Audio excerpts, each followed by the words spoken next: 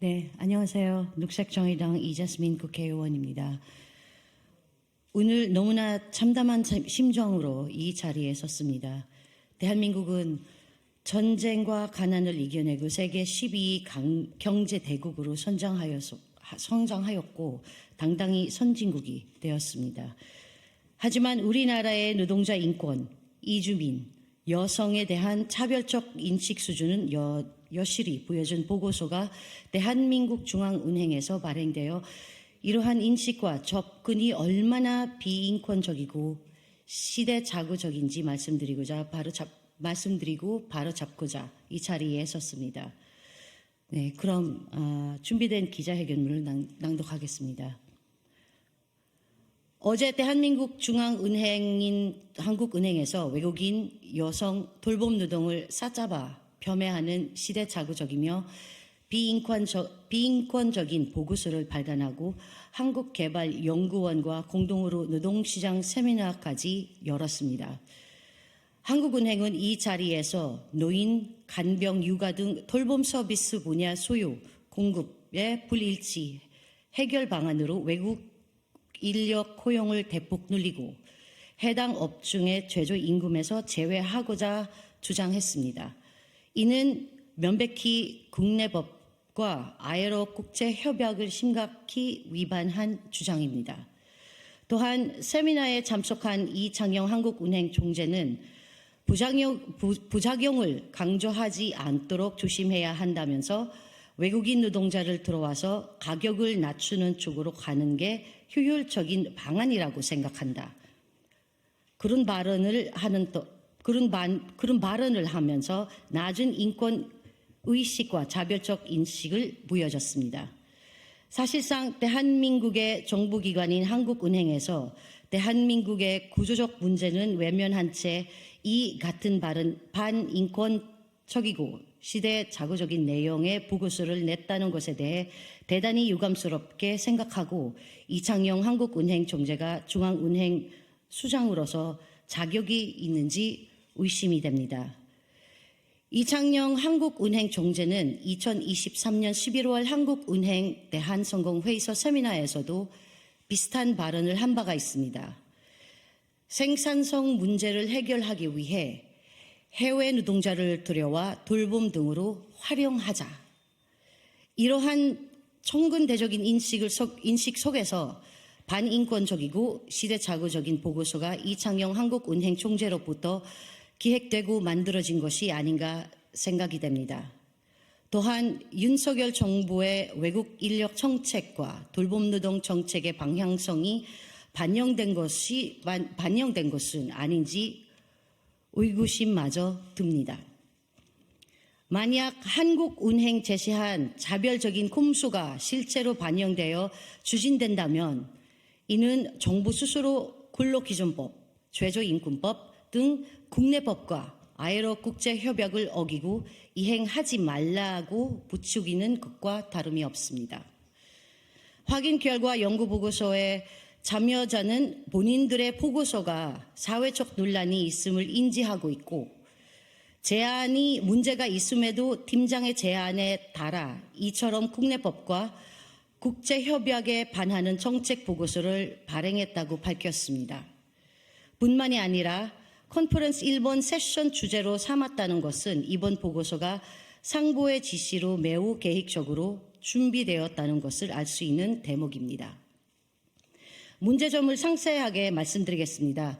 한국은행은 돌봄 서비스 인력난 및 비용 부담 완화 방안 보고서를 통해 노인, 간병, 육아 등 돌봄 서비스 분야 소요 공급을 불일치 해결 방안으로 외국 인력 대폭 늘리고 해당 업종을 최저임금에서 제외하고자 주장했습니다.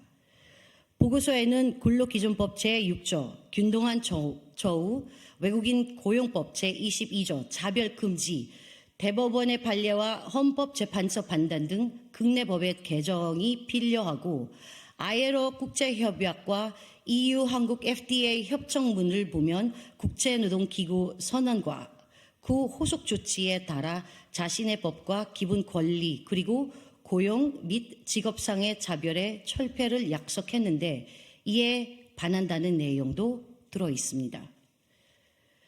첫째, 개별 가구가 외국인 노동자를 직접 고용하는 사적 계약을 통해 최저임금을 적용하지 않은 방안을 제시하며 외국인 노동자 투입으로 해결하겠다는 발상은 대단히 자별적이고 국제협약 위반입니다.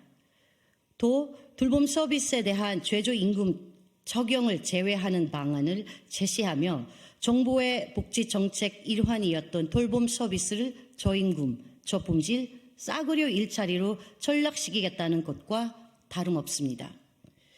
한국은행은 외국인 노동자에게 예외적으로 최저임금법 적용을 배제할 경우 근로기준법, 최저임금법 위반이고 외국인 노동자에 대한 차별 행위로 ILO의 모니터링 대상 국가가 될 수 있기 때문에 현행법과 국제협약을 우회할 수 있는 꼼수를 제안한 것입니다.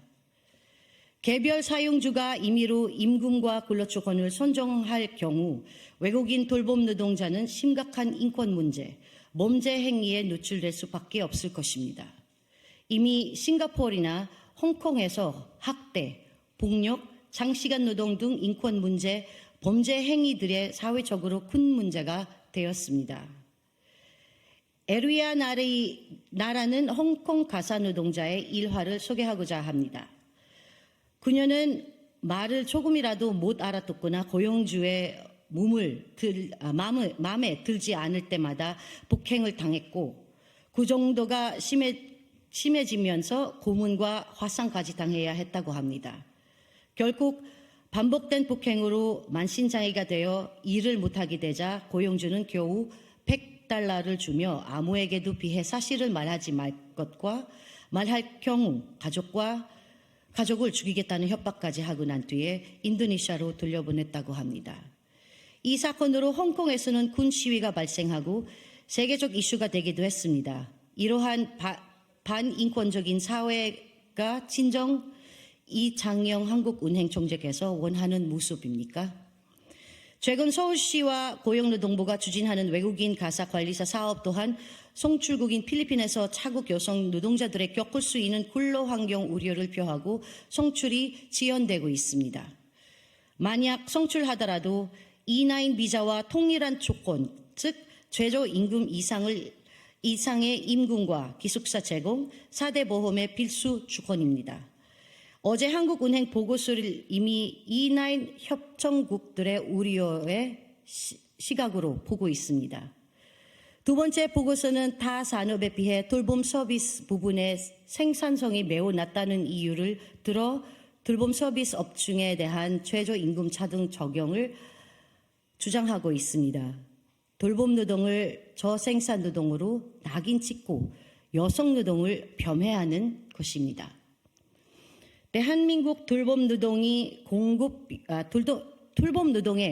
부족한 근본 이유는 장시간 저임금 고용 불안과 빈번한 성희롱, 성추행 문제 등 열악한 근로 환경 때문입니다.